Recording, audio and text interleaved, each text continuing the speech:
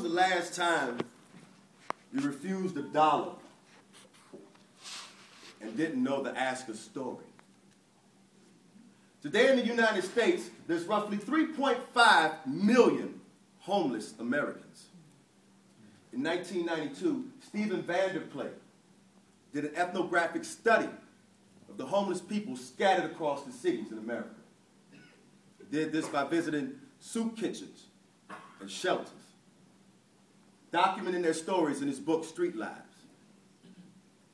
One of those stories was the story of Eric.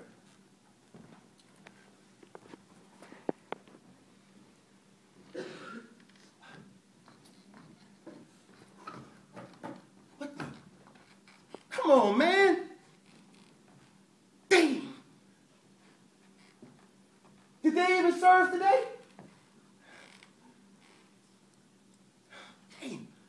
Look, I know another place they're going to be serving food down at this mission down there, downtown. I can make it if you want to roll with me, man. I just need to let my leg rest a while. So, what's your story, man? I know we all got one. See me? I was hit in the back of the head with a baseball bat when I was 3 years old. That brought on brain damage. I'm epileptic. So for me, it's kind of hard finding a job with people not trying to hire you with all your seizures and everything. And when people see you having a seizure on the job, they don't want to have nothing to do with you because they don't want to have to take a chance of paying for workers' comp. Like this one job I had, I was doing some dishwasher work. And I was getting some real good remarks from my employer. But I had a seizure on the job, so he laid me off. He didn't want to see his insurance go up.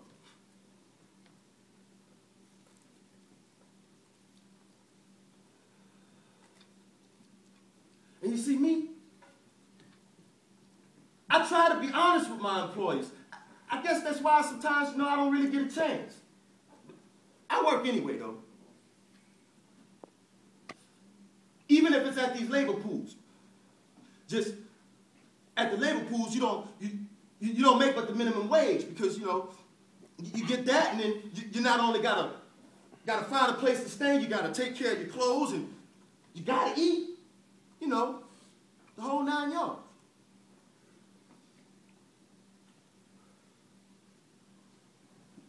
And if you're working all day, you're not going to make it to these soup lines in time because they're closed at night. And when you're working for the labor pools, you can't get as much work as you used to because they only put out a certain amount of work as opposed to the people they get.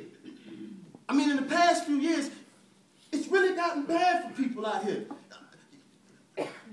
I've been a victim of the crime several times. Last month alone, I got robbed like 4 times.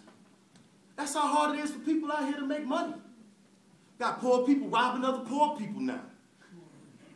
I mean, you should come down here during the day. These soup lines is crowded with people trying to get food. And in the wintertime, man, the winter shuttles, they got people all up in there. They just line a whole bunch of cots from wall to wall. And then in the summertime, it's impossible to get a drink. Half the time, they won't even let you sit down. You got to walk around all day. Between that and the heat, start to get worn out. And then most of the guys, they carry these big old heavy bags around. Me, I just carry my books. See, I go to the area tech because I'm taking account. My doctor told me that the safest thing for me to do is to get into some kind of office work. So I've always had a high aptitude for math, so I'm taking account. I just hope that when I'm done, I can get myself a decent job.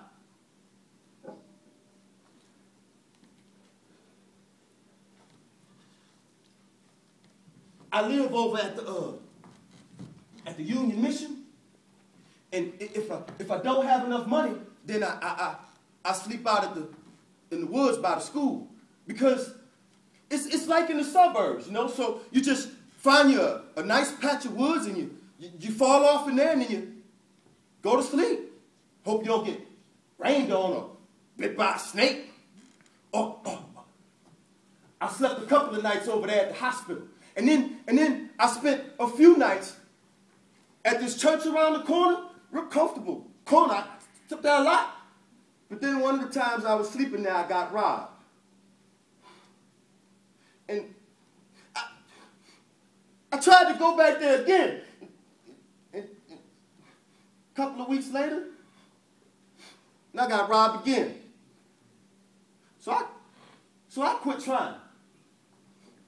Or, you know, I tried to go to the Samaritan house to take a shower.